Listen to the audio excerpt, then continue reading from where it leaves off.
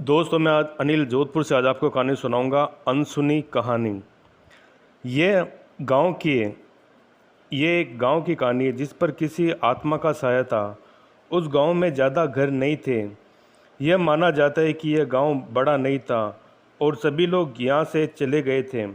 शायद इसलिए यह बात किसी को पता नहीं थी और न ही चर्चा में आई थी। जब भी रात होती थी, वह आत्मा हर घर के दरवाजे पर जाती और दस्तक देती थी। सभी लोग घबरा जाते थे। उन्हें डर था कि कहीं यह आत्मा किसी को नुकसान न पहुंचा दे। गांव वालों ने बहुत से उपाय भी किए, लेकिन कोई भी उपाय सफल नहीं हो पाया। एक दिन का समय था। एक आदमी अभी तक घर नहीं पहुंचा था। उसकी नज़र उस आत्मा पर गई। वह बहुत डर गया। रात होते ही वह आत्मा निकलती थी। वह डर के मारा उस आत्मा से दूर ही रहा था। वह इस बारे में सोच रहा था कि वह आत्मा कब जाए और वह घर में पहुंचे, लेकिन बाहर ही वह आत्मा घूम रही थी। उस आत्मा की नज़र उस आदमी पर पड़ गई थी। अब वह बहुत ही ज़्यादा डर गया था। वह उसे देखते ही भागा। उसने भागते हुए बहुत लोगों को आवाज़ लगाई, लेकिन कोई भी डर के मारे बाहर नहीं निकला। उस आदमी के पीछे वह आत्मा पड़ गई और वह आदमी जंगल की ओर भागा था। जब इस बात का पता सभी गांव वालों को लगा तो उन्हें वहां पर रहना ठीक नहीं लग रहा था। अगली सुबह सभी लोगों ने वह गांव छोड़ दिया था। उस दिन के बाद वहां पर कोई नहीं गया था। इस बात को बहुत साल बीत गए, लेकिन आज भी वहां पर कोई नहीं जाता है। हवेली का सच। उस हवेली में ऐसा क्या था, पहले कोई भी नहीं जानता था, जब तक उनके सामने कोई नहीं आया। जब कोई आया तो उन्हें पता चल गया था कि कोई यहाँ पर अभी भी रहता है। आपको यहाँ पर डर नहीं लगता है क्योंकि आप यहाँ पर अकेले रहते हैं। मैं भी रोज़ सुबह सुबह यहाँ पर आता हूँ और रात को चला जाता हूँ। रात भर आप यहाँ पर अकेले रहते हैं। आपको देखकर बहुत दुख होता है। रामलाल, तुम्हें लगता है कि यहाँ पर मैं अकेला रहता हूँ? इतनी बड़ी हवेली है, मगर यहाँ पर कोई नहीं है क्योंकि कोई भी यहाँ पर रहना नहीं चाहता है। शायद रामलाल, तुम्हें पूरी बात पता नहीं है, इसलिए तुम ऐसा सोचते हो। एक ही बेटा है, मगर वह भी अपनी पत्नी के साथ शहर में रहता है। उसे यहाँ पर रहना पसंद नहीं है क्योंकि वह इस जगह को अच्छा नहीं मानता है। मैंने उसे बहुत बार कहा था तुम्हें यहाँ पर आकर रहना चाहिए, लेकिन उसका जवाब यही है कि हम वह उस यहाँ पर नहीं आ सकते। अगर आपको यहाँ पर आना है तो आप हमारे साथ में रह सकते हैं। मगर रामलाल, मुझे शहर अच्छा नहीं लगता है और अब बुढ़ापा भी आ गया है। शहर में भीड़ बहुत अधिक होती है, इसलिए मेरा मन नहीं लगता है, इसलिए यहाँ पर नहीं जाता हूँ। मैंने उनसे कल ही बात की थी। अब वह मेरी बात मान गए और कल की गाड़ी से यहाँ पर आ रहे हैं और कुछ दिन तक मेरे साथ में रहेंगे तो मन भी अच्छा हो जाएगा। रामलाल कहता है कि ये तो बहुत अच्छी बात है, कम से कम आपका मन तो लग जाएगा। यही सोचकर तो आज मैं बहुत खुश हूँ। तुम ऐसा करना कि कल सुबह जल्दी आ जाना और हवेली की सफाई बहुत अच्छी तरह से कर देना, जिससे यहाँ पर सफाई भी हो जाएगी, क्योंकि इस जगह पर बहुत धूल भी जम गई है। रामलाल का कहता है कि आप बिल्कुल भी चिंता ना करें, मैं कल सुबह जल्दी ही आ जाता हूँ। यह कहकर रामलाल हवेली से चला जाता है। आज शायद नींद भी नहीं आएगी क्योंकि कल मेरा बेटा आ रहा है और बहुत साल बाद वह मुझसे मिलेगा। काफ़ी समय हो गया है वह इस पर आया ही नहीं। इस तरह की बातें सोचकर वह आराम कर रहे थे। कुछ बातें जीवन में सिर्फ सोच पर ही होती है, उनका कोई अस्तित्व नहीं होता है, लेकिन हम सोचते ज़रूर हैं। बातों का ध्यान करते हुए कब सुबह हो गई पता ही नहीं चला। उधर रामलाल भी आ गया था। जो समय बताया था उसी वक्त पर वह आ गया था। रामलाल पहले उसका नाश्ता बनाता है और फिर काम में लग जाता है। वह पूछता है कि बाबूजी वह कितने बजे तक आएंगे? बाबूजी कहते हैं कि दोपहर तक आ जाएंगे। तुम अपना काम करके उनके लिए भोजन भी तैयार करना है।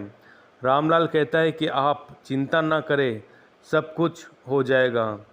कुछ देर बाद ही दोपहर भी हो गई थी, मगर अभी तक वह क्यों नहीं आए?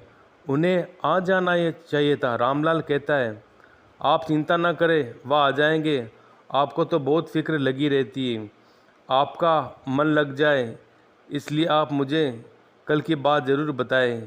कल मैं घर चला गया था, आप कुछ बता रहे थे कि आपके बेटे यहाँ पर क्यों नहीं आना चाहते हैं। बाबूजी कहते हैं कि तुम्हें पता नहीं है, यह बात लगभग 20 वर्ष पहले की है।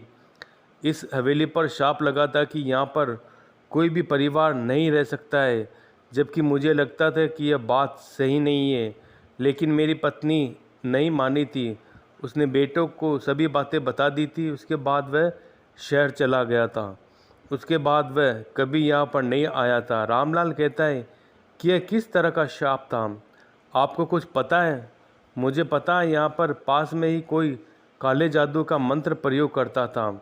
जब गांव वालों ने उसे पकड़ लिया था तो यह बात हमारे सामने आई कि उसे सज़ा मिली थी। इसके बाद उस काले जादू करने वाले ने कहा था कि तुम्हारे परिवार में कोई भी सुखी नहीं रहेगा।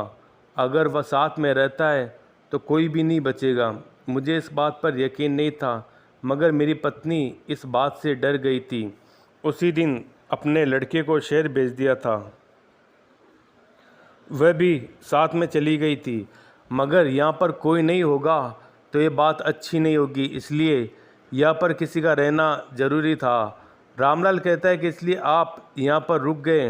हाँ, तुम सही कहते हो, यही बात है। मगर रामलाल, उन्हें आ जाना चाहिए था, अभी तक वह नहीं पहुँचे। रामलाल कहता है कि आपने नाम लिया और वह सभी लोग आ गए। कार रुक गई थी और सभी लोग बाहर आए थे। बहुत साल बाद वह लोग यहाँ पर आए थे। सभी अंदर चले गए थे। बाबूजी, आप बहुत खुश लग रहे हैं। सभी ने खाना खाया था। उनके बेटे के साथ उनका लड़का और छोटी लड़की पत्नी भी साथ में आए थे। सभी देखकर आज बहुत अच्छा लग रहा था। सभी के साथ समय बिताया गया। शाम हो गई। जब शाम हुई तो सभी ने खाना खाया और कुछ देर बाद रामलाल भी घर चला गया था। जब रात हुई तो छोटे लड़के को प्यास भी लगी थी। वह उठा और अपनी माता से पानी मांगा, मगर शायद उन्हें सफ़र करके नींद आ गई थी, इसलिए वह नींद से नहीं जागी थी। लड़के ने सोचा कि वह अपने आप ही पानी पी लेगा। वह पानी लेने गया, उसे कुछ नज़र नहीं आया। वह रसोई में गया। रसोई की छत पर कोई चल रहा था। वह कोई महिला लग रही थी। उसके बाल नीचे गिरे हुए थे। वह डर गया था। उसने आवाज़ लगाई थी। आवाज़ सुनकर बाबूजी रसोई में आ गए थे। उससे पूछा गया कि तुम डर क्यों गए? उसने ऊपर दिखाया तो वह महिला वहीं पर थी। उसे देखकर वह भी डर गए थे, बाहर की ओर भागे थे। आवाज़ सुनकर लड़का भी उठ गया था। उसने पूछा कि आप कहाँ जा रहे हैं? पिताजी ने बताया कि बेटा, अपनी कार निकालो। उसके बाद सभी लोग शहर चले गए। रास्ते में सब कुछ अपने बेटे को बताया था कि क्या हुआ। जब बेटे ने सब कुछ सुन लिया तो वह समझ गया था कि माँ क्यों मना करती थी, मगर आज तक ऐसा नहीं हुआ था। आज तक पहली बार देखा तो उस जगह पर रुकना ज़रूरी नहीं था। कुछ बातें जब सामने आती है तो उनका पता चलता है, नहीं तो सब झूठ ही लगता है। ये थी उस हवेली का सच। डरावना पुतला। यह कहानी एक पुतले की है जो उन्हें रास्ते में दिखाई देता है। उसके बाद वह हर जगह उन्हें नज़र आता है। अभी तक उसकी पत्नी घर पर नहीं आई थी। वह इंतज़ार कर रहा था। उसे लग रहा था कि शायद आज उसे देर हो गई है। उसने मोबाइल से बात करने की कोशिश की, मगर अभी उसने फ़ोन नहीं उठाया था। शायद वह ड्राइविंग कर रही थी, इसलिए भी वह इंतज़ार कर रहा था, मगर चिंता उसे बहुत लगी हुई थी। उसने फिर फ़ोन किया। इस बार पत्नी ने फ़ोन को उठाया। कहा कि अभी रास्ते में हूँ, अभी मुझे 15 मिनट और लग जाएंगे। वह सोचने लगा कि ठीक है, अभी समय है, इसलिए खाने के लिए कुछ बना लिया जाए। रात के अभी 10 बज चुके थे। भूख भी लग रही थी, मगर जब घड़ी की ओर देखा तो 20 मिनट हो चुके थे, लेकिन अभी कार नहीं आई थी। तभी कार आ जाती है। उसे लगता है कि उसकी पत्नी आ गई है। वह दरवाज़ा खोलता है और सामने उसकी पत्नी होती है।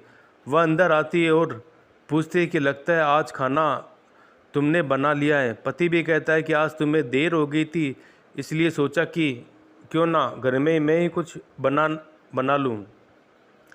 तुम जल्दी आ जाओ, फिर साथ में खाना खाते हैं। कुछ देर बाद वह आती है। पति पूछता है, तुम तो आज बहुत देर से आई हो, आज क्या हुआ था? जब फ़ोन किया तो कुछ ही देर में आ रही थी, मगर फिर भी तुम बहुत देर लगा कर आई हो, ऐसा क्यों हुआ है? तभी पत्नी ने बताया कि आज मुझे पहले से देर हो गई थी, मगर जब आपने फ़ोन किया तो मैंने कार को रोक दिया था, क्योंकि मेरे सामने एक पुतला आ गया था। वह पुतला बहुत अजीब लग रहा था। वह अचानक ही मेरे सामने आया था। पति कहता है कि एक पुतले से क्या डरना, लेकिन पत्नी कहती है वह पुतला ऐसा लग रहा था कि चल रहा है। कार को देखकर वह रुक गया और अचानक ही गिर गया था। जब पास जाकर देखा तो वह कपड़ों से बना हुआ पुतला नज़र आ रहा था। देखने पर बहुत ख़राब लग रहा था। उसे देखकर बहुत डर लगता है। मैं तो वहाँ से जल्दी निकल आई थी। पता नहीं लोग सड़क पर क्या क्या डाल जाते हैं। उन्हें सोचना चाहिए कि सड़क पर ऐसी चीज़ें नहीं छोड़नी चाहिए। खैर, अब तुम खाना खाओ, इन सब बातों को रहने दो। रात बहुत हो चुकी है। दोनों ने खाना खाया और सोने चले गए। कुछ देर बाद पत्नी को वही पुतला सपने में नजर आता है। सपने में देखकर वह उठ जाती है। उसे बहुत डर लगता है। जब वह पति की ओर देखती है तो वह सो रहे होते हैं। वह पानी पीने के लिए जाती है, क्योंकि उसका किचन नीचे है। वो ऊपर सोते हैं। जब वह पानी के लिए अपना फ्रिज खोलती है तो उसे वही पुतला नजर आता है। उसे देखकर वह डर जाती है, ऊपर की ओर भागती है। वह अपनी पति को जगाती है और कहती है कि पुतला हमारे फ्रिज में है। पति यही कहता है कि ज़्यादा सोचने की वजह से हो रहा है। पहली बात यह है कि वह अंदर नहीं आ सकता है। दूसरी बात यह है कि पुतला चल भी नहीं सकता है। वह हमारे फ्रिज में कैसे हो सकता है? तुम भी बेकार की बात करती हो। वह नीचे जाते फ्रिज खोलते हैं, मगर वहाँ पर कुछ नहीं होता है। अब पत्नी भी यही सोचती है कि शायद ऐसा ज़्यादा सोचने की वजह से हो रहा है। वह दोनों सोने चले जाते हैं। कुछ देर बाद दरवाजे पर आवाज़ होती है। रात का समय था, शायद 1 बजा होगा। पत्नी की आंखें खुलती है। वह सोचती है मुझे चलकर देखना चाहिए कि कौन रात को आया होगा। वह दरवाजे पर जाती है, मगर वह यही सोचती है कि कहीं वह पुतला तो नहीं है, मगर यह तो एकदम वहम हो सकता है। वह सभी बातों को सोचते दरवाज़ा खोलती है। दरवाज़ों पर वही पुतला खड़ा होता है। इस पर उसका वहम नहीं था। वह ज़ोर से अपने पति को आवाज़ लगाती है। उसका पति नीचे आता है, कहता है कि तुम दरवाजे के पास क्या कर रही हो? वह कहती है दरवाजे पर वही पुतला आया है। उसे देखकर बहुत डर लगता है। वह दरवाज़ा उसने खुलवाया है। जब वह दरवाजे पर दस्तक दे रहा था, मैंने दरवाज़ा खोला। वह मेरे सामने था। उसे देखकर बहुत ज़्यादा डर लग रहा है। वह यहाँ तक कैसे आ सकता है? मेरा कोई वहम नहीं है। अगर तुम सोचते हो तो मैं बहुत गलत है, क्योंकि दरवाज़ा खोलने में मैं मजाक नहीं आई हूँ। मगर पति कहता है कि वह मुझे कहीं नहीं दिखाई दे रहा है। यह बात भी बहुत अजीब होती है, क्योंकि वह सिर्फ एक को ही दिखाई दे रहा है, दूसरे को नहीं। वह दोनों दरवाज़ा बंद करते हैं और अंदर जाने लगते हैं, लेकिन दरवाजे पर फिर से दस्तक होती है। पत्नी कहती है कि इस बार दरवाज़ा नहीं खोलना है, क्योंकि वही पुतला वहाँ पर खड़ा मिलेगा। पति कहता है कि ठीक है, मुझे भी तो देखना है कि वह पुतला कौन है। वह दरवाज़ा खोलते वही पुतला सामने आ जाता है। उसके बाद दोनों उसे देखकर बेहोश हो जाते हैं। जब सुबह होती है तो वो उठे और देखते हैं कि कहाँ पर है। वह दोनों अंदर ही सोए रहते हैं। दोनों सोचते हैं कि यह कोई सपना है या कोई हकीकत, क्योंकि मुझे लगता है कि हम बाहर हो गए, मगर हम तो अंदर है। हो सकता है कि हमने सपना देखा हो। कोई भी नहीं जानता कि क्या हुआ था, मगर कुछ बातें दुनिया में बहुत अजीब होती है। उनका हल निकालना थोड़ा मुश्किल होता है। तो दोस्तों, आज के लिए इतना ही। अगर आप मुझे अपनी कहानियाँ भेजना चाहते हो तो मुझे अपने इंस्टाग्राम आईडी पर भेजिए। मेरी इंस्टाग्राम आईडी है अनिल सारस्वत 2021।